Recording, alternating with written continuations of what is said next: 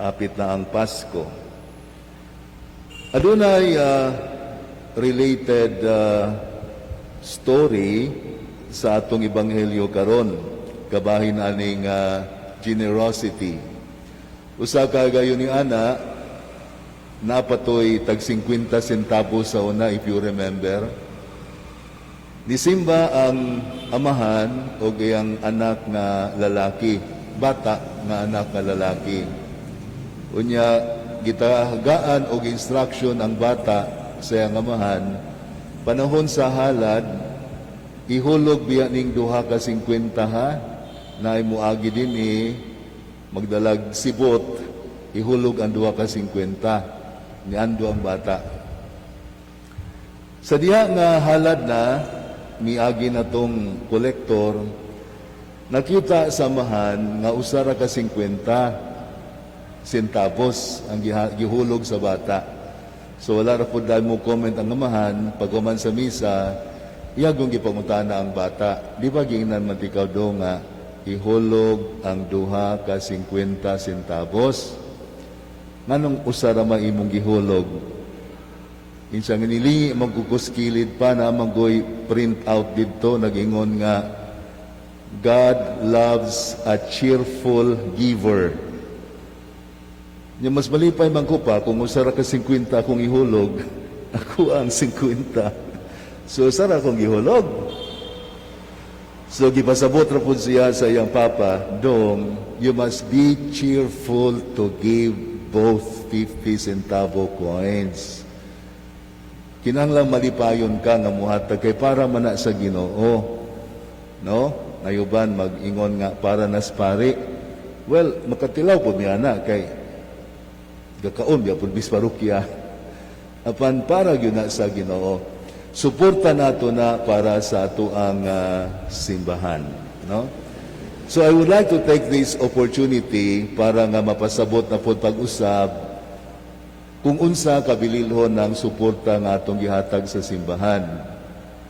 Ang atong diocese karon, kung napasabot nig maayo sa mga pari sa una dinhi, naa sa gitawag nga centralized financial system.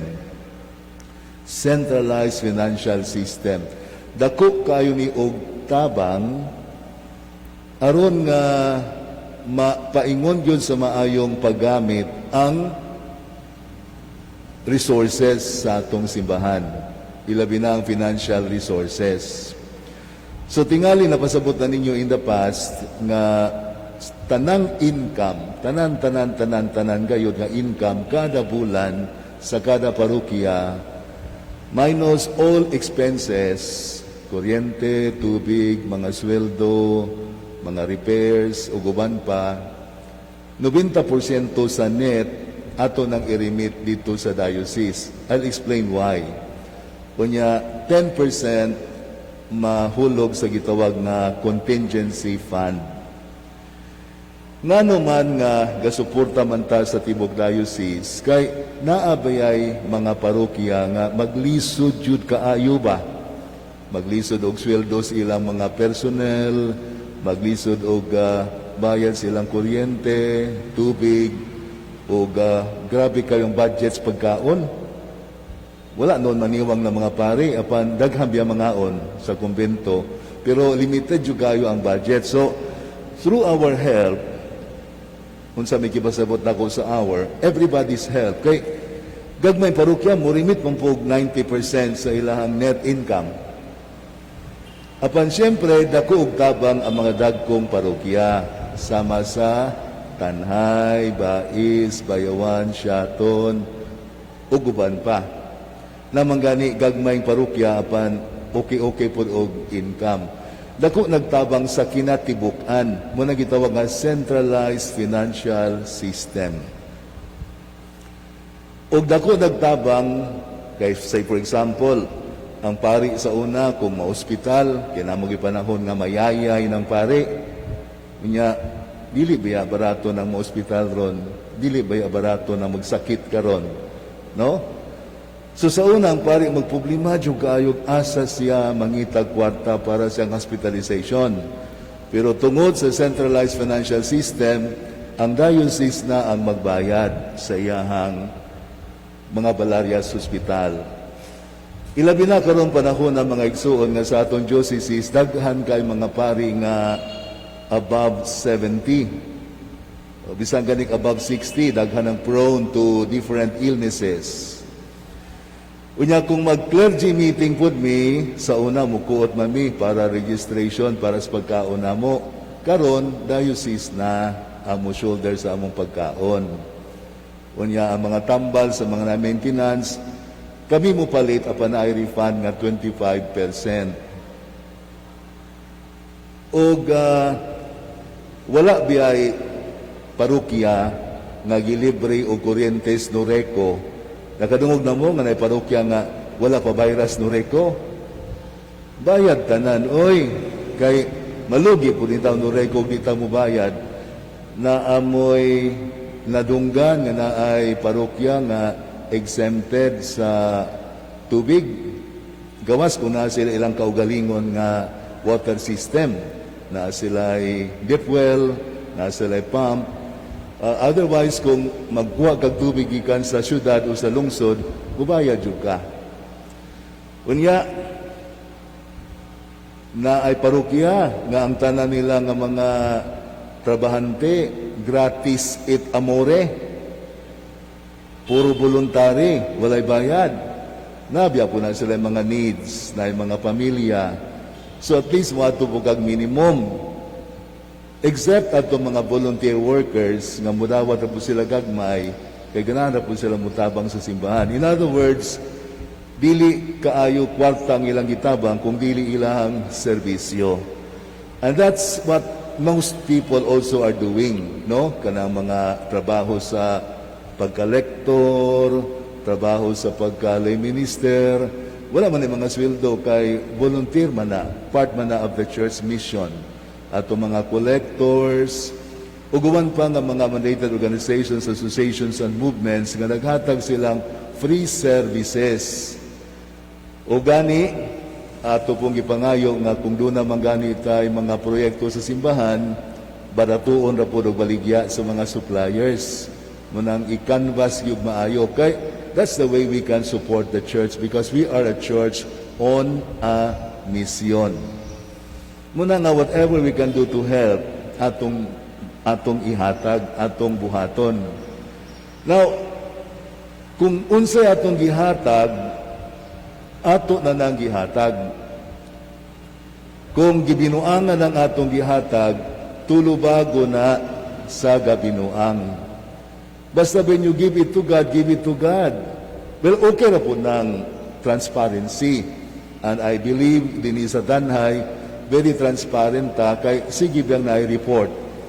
O niya, after communion, na po report, pala income. No? So, transparency is very important. Apan, ayaw na po kadyog istriktua na pangitaon ni mo tong asa paingon tong 100 nga imong gihatag, asa paingon tong 50 nga imong gihatag, asa paingon tong 20 nga imong gihatag. Kaya when you give it to God, give it to God. Of course, gusto ta nga makabalo nga napaingon po siya sa maayong paggamit, no? Ay, napaday ko idugang, nakadungog na mo simbahan o parokya nga ilang mga pari, dili mangaon. Akong lawas klaro kaayo nga sakto kaon, no? Okay. Ganahan ba dahil mo mga balita? Kung sa bunitagatan na ilang mga pari, mga niwang kaayo, wala na nila mapakaon. May punang madungog nga parisanhay, mga malusog. No? That means nga palangga sa mga tao. Ako lang po nang gidugang. No? Sa mga igsoon, ako lang nang palabnag, gisumpay sa kuan atong ebanghelyo karon na bisag pilay imong ihatag para sa Ginoo, what is important is kinasing-kasing. Kay gani kining duha ka dako, mga bata ani wala man kasabot unsay duha ka dako. Pangutan-an ng mga bata, kasabot kag duha ka dako. Kaysa una no naman to'y tagsa ka dako. Una ganito'y palit kag dulce. Kinumdum ko sa una, senyorita. Mura man to'y dulce nga kumon sa una. 5-5. O kung wala kay 5, usa ka dako, usa ka kindi. No? Mura ba naay 1 cent, kanang 1 cent mo na usa ka dako. So ang byuda nga naghatag og duha ka dako, mas gikalipay sa Ginoo kay she gave out of her needs. Yan na itong gikinahanglan, iya pag yung gi-give up, gi-give away to support that temple. So kini pagsupuda ni simbahan, sukat pa ni sa panahon sa atong Ginoo, when people supported the temple. Diin gihimo ang mga worship. And of course, salamat kayo sa inyong mga tabang, panahon nga dunay mga projects na binagdinagko, di naman na maimpatar sa kolekta, di naman na maimpatar sa mga pamisa, muna nga na gunay special fundraising. So, ang ato ang parokya, wako kabalog na pabatay, gikinahanglang tukuron, kay niya naman tingali ang tanan. Usa pa may tukuron na to din di puta maghimo dinig taytayan. So, munang sa among installation dere, last October 16 man tingali to, mingong kung sa among term, labi na natas panahon sa pandemya, mga tao wala kayo'y kwarta, although generous sa gyapon ng mga tao, apan wala lang sa time mga major projects.